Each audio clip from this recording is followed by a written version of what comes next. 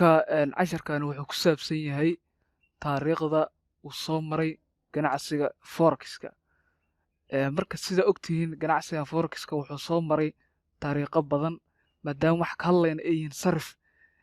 Sarifkana wuxuu soo maray heerar kala duwan ayuu soo maray caalamka iyo qaabab kala duwan ay dadka markaasi wax u kala sarrifi jireen ama ay wax u kala bedeli jireen.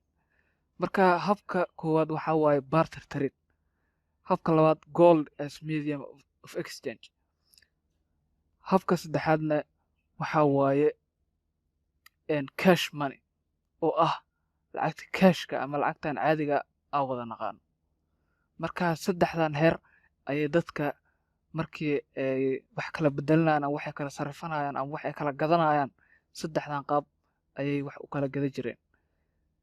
Marka waxaan ku hormaraynaa waxa la dhahayo barter trade oo ah goods for goods. Sawirka dhanka bidix ka muuqda sida u jeedid waxaa waaye laba shay ayaa taalo taasoo ah yacni shay ay shay kale lagu sarrifaa ama shay ay shay kale lagu bedelanaa sida yacni dhar iyo in la isku bedelo cunto kale. Tusaale ahaan qofaa wuxuu u baahan yahay dhar u baahan yahay markaa qof kale u tagaya oo raashin hayo laakiin asina dhar u baahan markaa sidaas bay u kala sarrifanayaan ama sidaas ay u macaamilayaan. Ganacsiga noocaas oo goods for goods oo ah in alaab lagu bedesho halka meesha maanta lacag wax ku gadan ama wax ku bedelano. Ganacsiga noocaas ah waxaa la dhahaa ama xiriirka noocaas ah waxaa la dhahaa barter trade ayaa la dhahaa oo ah yani goods for goods oo ah in alaabka lagu bedesho. In barter trade qofka ma isticmaalayo wax lacag ah. Waxay soo bilaabatay ganacsigan 6,000 oo sano ka hor taariikhda Kirishtanka ama taariikhda miilaadiga aad ku jiro. Waxay isticmaali jiray Roomaniyiinta xilligii Roomaniyiinta ayaa isticmaali jiray. Waxaa kaloo isticmaali jiray ancient Greeks oo ah Griigii hore ayaa isticmaali jiray. Waxaa kaloo isticmaali jiray ancient Egyptians masaaridii hore ee qadiimiga ahayd ayaa isticmaali jirtay. Halkaas uga baxno. Haddana waxaan u gudbaynaa insha allahu tacaala gold as medium of exchange.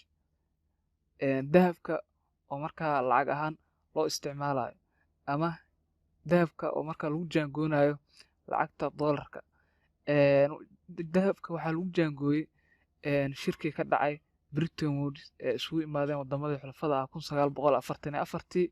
Shirkaas ayaa maaragtay waxaa lagu jaangooyey dahabka ay ku heshiiyeen wadamadii markaas xulafada ahaa ee dagaalka labaad hogaaminaya sida USA, Britain iyo France. Saddexdan wadan ayaa shirka ka qayb galay waxaana go'aan ka gaareen dahabka in qiimihiisa qiimo cayiman lagu jaangooyo ayadoo markaa loo fiirinayo lacagta dollarka maadaama ay tahay dollarka lacagta ugu awoodda badan uguna saameynta badan caalamka ay tahay ayaa go'aan lagu gaaray in shirkaas maaragtay lagu jaangooyo qiimo cayiman oo markaa lagu jaangooyo. Waxyaabihii markaa shir ka soo baxay qodobo badanaa ka soo baxay shirka Mareykanku ka dhacay waxaa ka mid ahaa in yacni 1 ounce of gold hal ounce oo gold inay la ekaato $35. 1 ounce waxay u dhigantaa 20 garan ayay u dhigantaa. Ounce waa culays.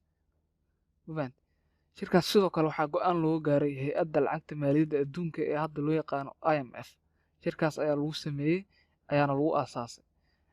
Marka IMF-na waa taqaanaanoo waxaa waaye wadamada soo koraya waxay ka caawisaa dhaqaalaha sida wadamadan hadda Afrika oo kale underdevelopedka ah ay waxay siisaa deymo iyo amaaho ee markaa dhaqaalahooda ay kor ugu soo qaadi karaan.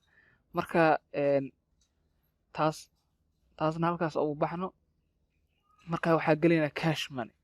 Cash money waa lacagtan caadiga aan naqaano ee waxa ku gadano gacanta ku qaadanayno ee physicalka ah sida lacagta shilin Soomaaliga, lacagta dollarka oo kale, lacagta Kenya shilin oo kale, lacagta dirhamka whatever wadan walba lacag gaar uu leeyahay. Lacagtaas lacag la taaban karo waa oo maaragtay qofka uu jeeb ku qaadan karo oo wax ku gadan karo waa markaa waa qaab kale oo dadka macnaha u macaamilaan. Qaabkaasna ilaa hadda maaragtay anaga ayaa isticmaalna hadda oo maaragtay xilligan aan kula hadlayo ama xilliga video aan duubayno waxaa isticmaalnaa lacagta cash money si aan wax ugu iibsano ama wax aan ugu gadano ama wax ugu bedelno shay nooc doona ha ahaado.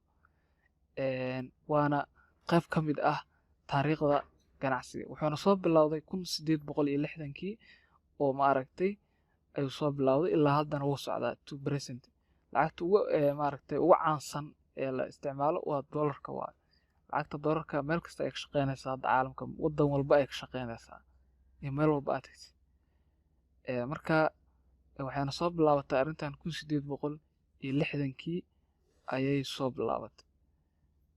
Marka halkaa waxaa ogaanay in taariikhda forex oo soo maray ama ganacsiga, maadaama wax ka hadlayna aan rabno inaan barano ay yihiin forex. Marka historyga forexka inaad aqoon u leedahana inaad wax un ka fahansan tahay waa very important waa cashar aad iyo aad u muhiimsan. marka casharkan halkan uu ku egyahay. billahi tawfiiq. wassalaamu calaykum waraxmatullahi tacaala wabarakaatu.